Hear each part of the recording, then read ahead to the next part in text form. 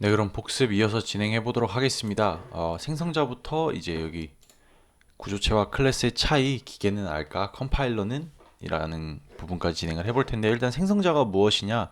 앞에서 계속 말씀드렸다시피 생성자는 객체가 생성될 때, 즉 객체의 생성은 메모리 공간에 객체가 올라갈 때죠. 올라가기 전에 생성자가 호출이 되면서 이 생성자에서는 객체의 멤버 변수를 초기화하는 작업을 진행을 할 수가 있고, 초기화하는 작업과 대입하는 작업 둘 다 생성자에서 진행을 할 수가 있습니다. 그래가지고 생성자 같은 경우에는 객체가 처음 생성이 될 때 뭔가 의미 있는 값을 가져야 된다라거나 그런 상태 값들을 세팅해주는 작업을 생성자에서 진행을 한다라고 보시면 되고요. 생성자 같은 경우에는 굉장히 사용을 저는 지향해야 된다고 생각을 하거든요. 그러니까 생성자를 사용을 해서 객체를 생성을 해야 된다라고 생각을 합니다. 왜냐하면 이닛 같은 경우도 어, 이닛 함수를 만들어서 객체의 초기화를 진행하는 경우도 많이 봤습니다. 하지만 일단 객체가 생성이 될 때 그 객체가 생성되는 그 시점에 유효한 상태값을 가지고 있어야 바로 사용이 가능하잖아요. 일단 객체를 생성을 하고 그 뒤에 뭔가 대입 작업으로 따로 객체에 대한 값을 세팅을 해주거나 셋 함수로 이제 객체 생성을 해주는 것은 뭐랄까 조금 어, 개념적으로 맞지 않는다는 느낌?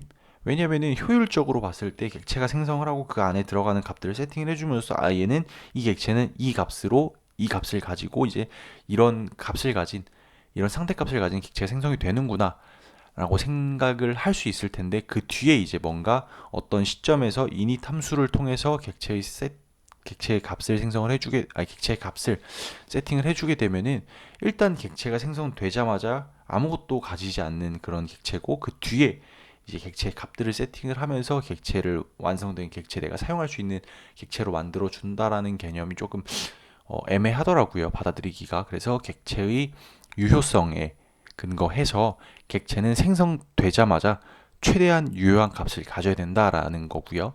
그리고 이제 객체를 초기화하는 것과 대입하는 것 모두 생성자에서 진행할 수 있기 때문에 초기화할 수 있는 값은 초기화를 하고 그다음에 대입해야 되는 부분, 예를 들어서 뭐 동적 할당 메모리를 최소로 일단 가지고 있어야 된다라든가 그런 작업들은 또 이제 대입 부분에서 진행을 할 수가 있습니다. 그래서 일단은 생성자의 초기화 리스트, 이니셜라이즈 리스트를 말씀을 드릴 건데요. 이거는 이제 자바에는 없고 C++에만 있는 문법입니다. 문법이고 생성자 같은 경우에는 반환 타입이 없는, 즉 보이드가 아니라 아예 반환이 없습니다. 반환이 없기 때문에 반환 타입도 지정해주지 않고 클래스 이름 뒤에 이제 괄호를 붙여서 생성자를 생성을 하게 되는데요. 이 경우에 생성자에서는 두 가지 작업이 가능하다고 말씀을 드렸죠. 초기화와 대입입니다. 그래서 이 초기화 같은 경우에는 생성자 뒤에 블럭이 있잖아요. 그러니까 생성자 함수가 이렇게 구현부에서 이렇게 있으면 여기다가 콜론 찍고 이제 쭉 여기다 초기화 리스트를 만드는 겁니다. 그래서 여기다 멤버 변수 초기화 값 그리고 또 멤버 콜론 찍 쉼표 찍고 멤버 변수 초기화 값 이런 식으로 멤버 변수들을 초기화해 주는 게 이 초기화 리스트에서 진행을 해야 되는 거고요. 당연히 생성자가 객체가 생성이 될 때 이곳에서 그 값들 매개 변수 값 인자로 받아서 그 인자로 이제 여기다가 초기화를 해줄 수도 있습니다. 그래서 기본 생성자가 있고 그리고 또 이제 여러 생성자 오버라이딩을 통해서 오버로딩 생성자 오버로딩을 통해서 각각 전달받은 매개 변수들로 이제 멤버 변수를 초기화해 줄 수 있고 이게 이제 초기화 리스트고요.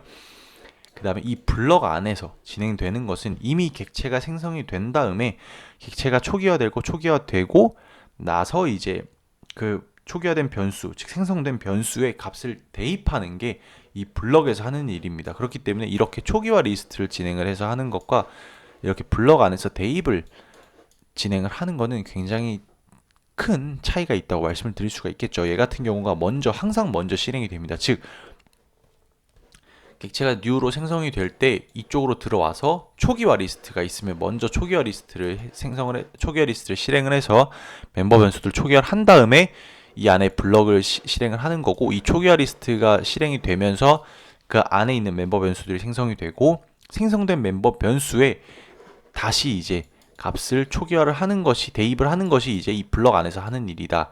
분명한 차이가 있다고 말씀을 드렸고요. 이게 이제 대입과 초기화의 차이라는 거에서 나오는데, 잠시만요.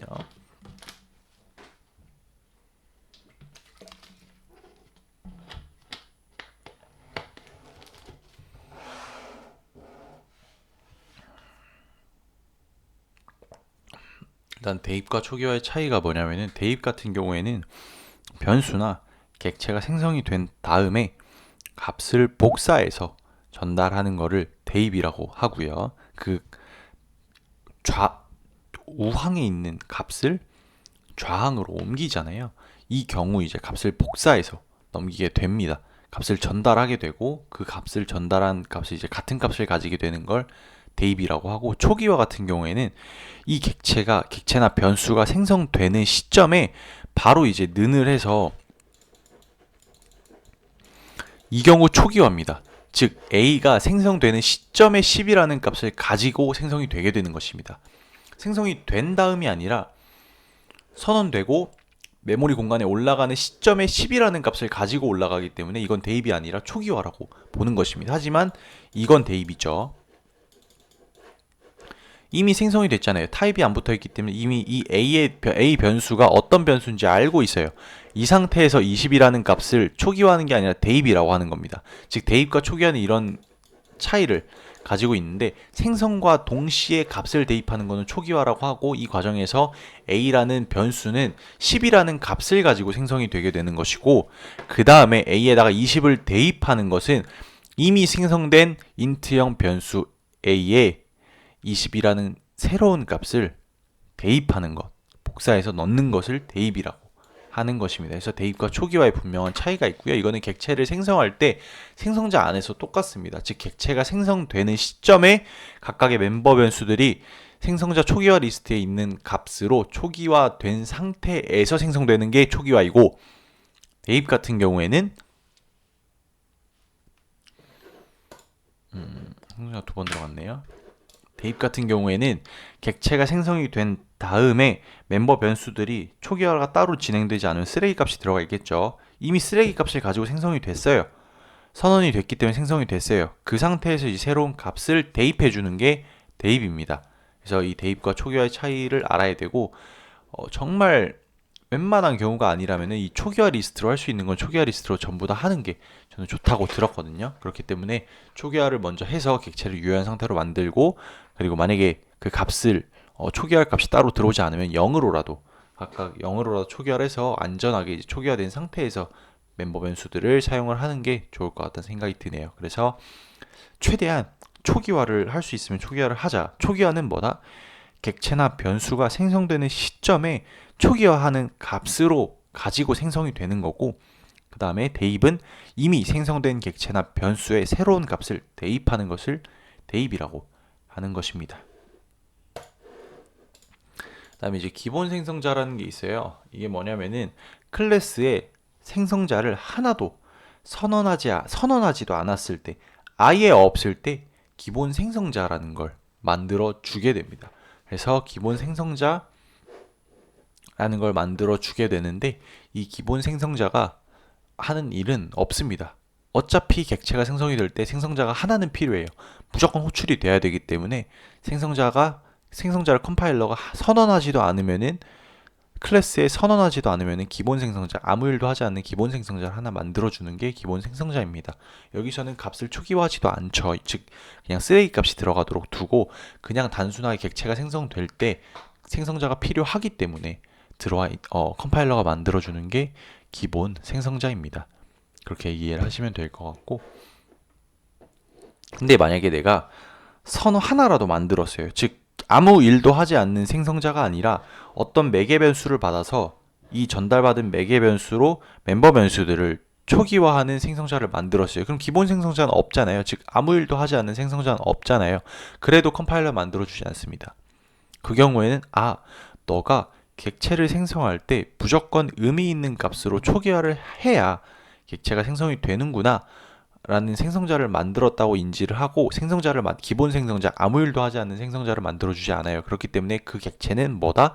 그 생성자, 내가 만든 생성자로만 객체를 생성을 해야 되는 겁니다. 무조건 의미 있는 값을 넣어줘야겠죠. 그럼 그렇게 이제 제한을 할 수가 있습니다. 즉, 이 객체는 무조건 유효한 값을 가지고 생성이 돼야 된다 라고 말할 수가 있는 것입니다. 자, 그 다음에 생성자 오버로딩이라는 게 있는데요. 생성자 오버로딩은 그겁니다. 오버로딩, 함수의 오버로딩 생각하면 똑같습니다. 함수의 오버로딩은 뭐다? 시그니처가 같은데 매개 변수의 타입과 그 개수가 서로 다르다면은, 즉 타입이 다르거나 개수가 다르거나 하다면은 그 함수를 서로 다른 함수로 인지한다라는 게 함수의 오버로딩이죠. 생성자도 똑같습니다. 오버로딩은 다형성의 개념이 아니죠. 오버로딩 같은 경우에는 생성자가 아무 일도 하지 않는, 아무것도 받지 않는 기본 생성자가 있을 수 있고, 그리고 또 거기에 뭐 멤버 변수 2개만 초기화해주는 생성자가 있고, 또 3개만 초기화해주는, 4개만 초기화해주는 생성자가 있습니다. 이렇게 생성자를 따로따로 만들어 놓는 이유는 이 객체를 생성할 시점에 어떤 데이터가 들어올지 모르기 때문에, 즉 이 객체를 생성을 하는데 이름 데이터와 나이 데이터는 있는데, 사람이라는 객체를 생성을 하려고 하는데 이름 데이터와 나이 데이터는 있는데 그 외 직업적인 데이터가 없는 겁니다. 즉 아직 취업을 하지 않은 사람인 거예요. 취준생인 겁니다. 취준생 객체를 만들어야 되는데 직업이 있을 수가 없잖아요. 그러면 그 직업칸이 없어도 이름과 나이만 있으면 생성이 되는 그런 생성자를 만들어서 이름과 나이만 넣어주고, 직업은 이제 널 포인터로 이렇게 넣어주던가, 뭐 아니면 아직 넌으로 내가 임의로 초기화를 진행을 할 수가 있겠죠. 이런 식으로 생성자 오버로딩을 통해서 객체의 생성을 유연하게 진행을 할 수가 있고요. 무조건 이 생성자 오버로딩을 하면은 그 생성자들로만 객체를 생성을 할 수 있다는 거 기억을 해주시면 감사하겠습니다. 목이 너무 아픈데. 잠시만요.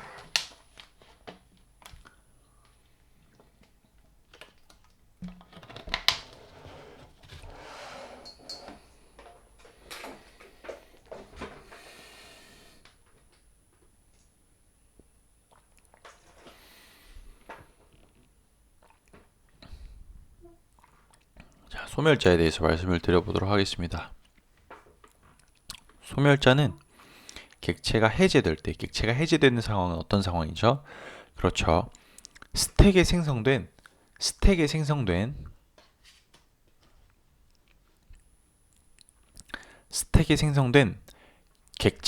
지역 변수 객체가 함수의 종료와 함께 사라지는 경우 소멸자를 호출하고 사라집니다.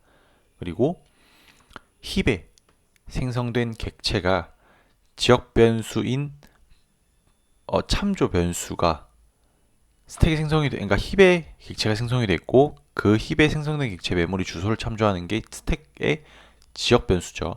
지역 변수인 참조 변수가 딜리트를 요청을 했을 때 힙에 있는 메모리가 해제되기 전에 소멸자를 호출하고 이제 해제가 되게 되는데요.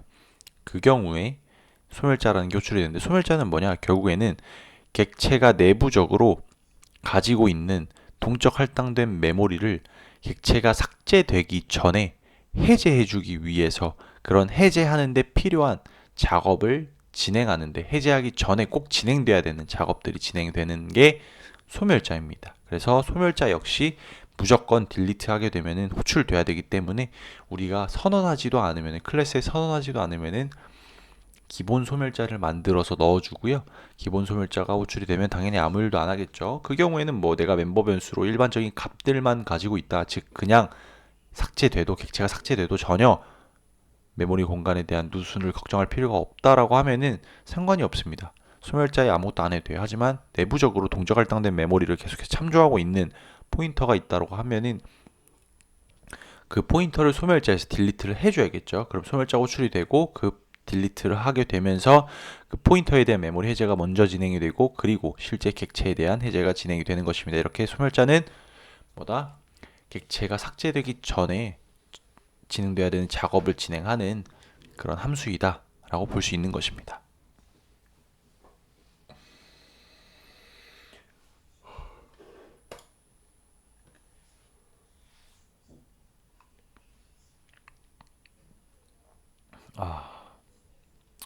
컨스트 멤버 함수가 뭐냐면은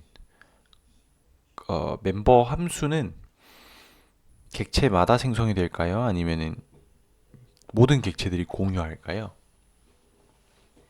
그렇죠. 모든 객체들이 공유하는 것이 멤버 함수입니다. 즉 객체가 100개가 생기든 1000개가 생기든 멤버 변수들은 각 객체의 상태값으로서 각각 생성이 돼요. 그게 곧 객체의 크기고요.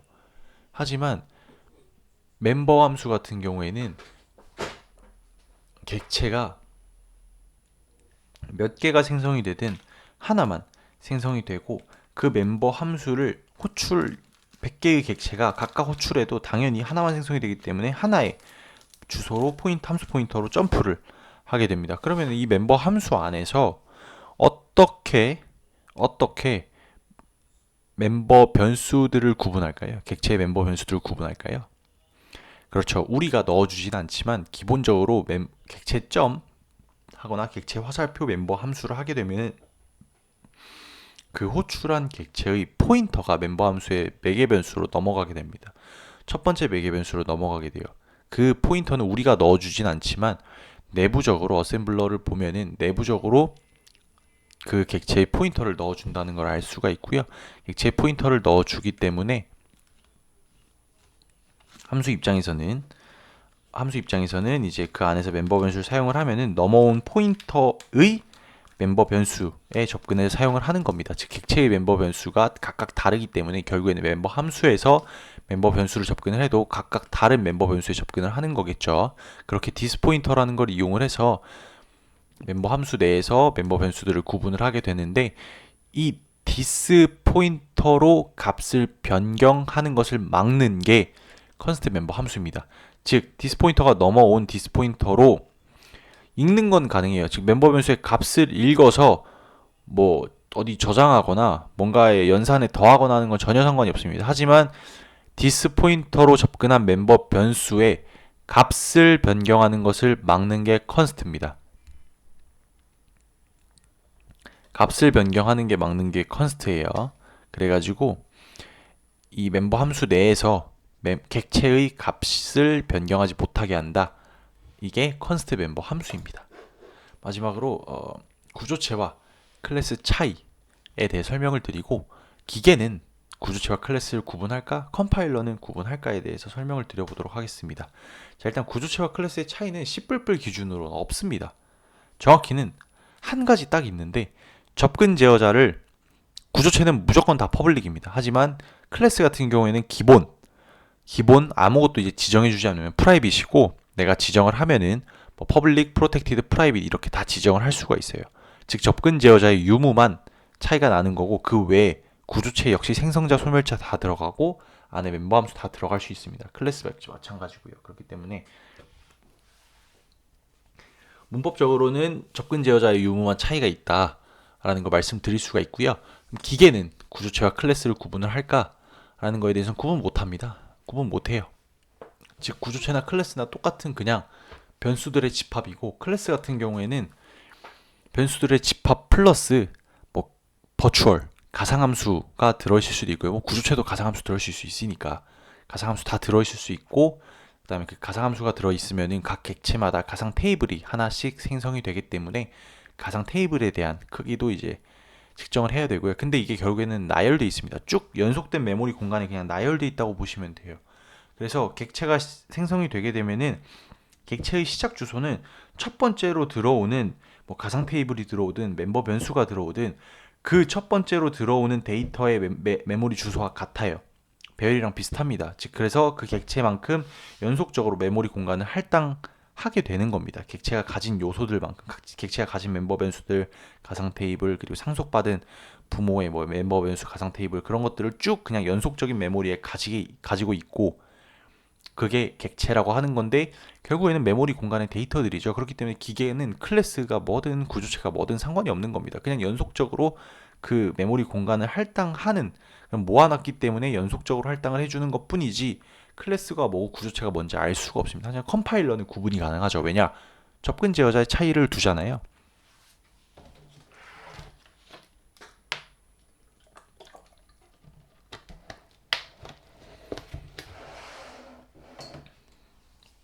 즉 접근 제어자의 차이를 둔다라는 것은 컴파일 단계에서 접근 제어자를 검사를 한다는 거예요. 즉, 얘 접근 제어자가 프라이빗인데 너 왜 접근하려고 해? 라고 컴파일 에러를 내뱉기 때문에 컴파일러 같은 경우는 구조체와 클래스를 구분할 수 있다. 그렇기 때문에 접근 제어자에 대한 차이가 있는 것이다. 라고 말씀을 드릴 수가 있는데, 결국에는 이제 어셈블러로 바뀌게 되면은 내부적으로는 비슷하게 동작을 합니다. 왜냐면 들어갈 수 있는 구성 요소가 전혀 다르게 없기 때문에 구조체와 클래스 차이가 없어요. 접근 제어자 말고는. 그렇기 때문에 근데 기본적으로는 구조체는 구조체답게 사용을 하는 게 낫겠죠. 어떻게 보면은. 왜냐면은 둘이 같다고 어떨 때는 클래스 쓰고 어떨 때는 구조체 쓰면은 이거 뭐 분간이 안 되잖아요. 통일성도 없고 코드 읽기도 힘들고. 그렇기 때문에 접근 제어자가 필요하면 뭐 당연히 클래스를 써야 되겠지만, 뭘로 해도 상관이 없는 경우라면은 정말 데이터의 묶음, 즉